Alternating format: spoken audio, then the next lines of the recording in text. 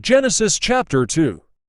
Thus the heavens and the earth, and all the host of them, were finished, and on the seventh day God ended his work which he had done. And he rested on the seventh day from all his work which he had done. Then God blessed the seventh day and sanctified it, because in it he rested from all his work which God had created and made. This is the history of the heavens and the earth, when they were created, in the day that the Lord God made the earth and the heavens, before any plant of the field was in the earth, and before any herb of the field had grown. For the Lord God had not caused it to rain on the earth, and there was no man to till the ground. But a mist went up from the earth, and watered the whole face of the ground. And the Lord God formed man of the dust of the ground, and breathed into his nostrils the breath of life, and man became a living being. The Lord God planted a garden eastward in Eden, and there he put the man whom he had formed. And out of the ground the Lord God made every tree grow that is pleasant to the sight and good for food.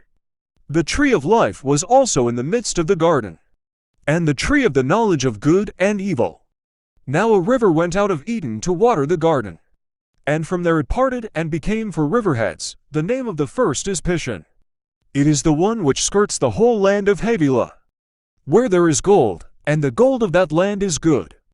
Bdellium and the onyx stone are there. The name of the second river is Gihon. It is the one which goes around the whole land of Cush. The name of the third river is Hiddekel. It is the one which goes toward the east of Assyria. The fourth river is the Euphrates. Then the Lord God took the man and put him in the garden of Eden, to tend and keep it. And the Lord God commanded the man, saying, Of every tree of the garden you may freely eat, but of the tree of the knowledge of good and evil you shall not eat. For in the day that you eat of it you shall surely die. And the Lord God said, It is not good that man should be alone. I will make him a helper comparable to him. Out of the ground the Lord God formed every beast of the field and every bird of the air, and brought them to Adam to see what he would call them.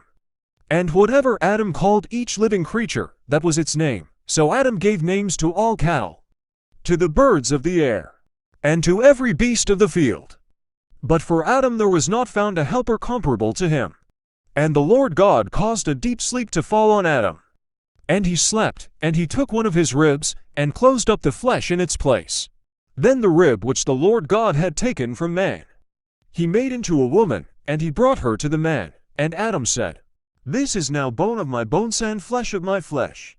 She shall be called woman, because she was taken out of man. Therefore a man shall leave his father and mother, and be joined to his wife, and they shall become one flesh. And they were both naked, the man and his wife, and were not ashamed.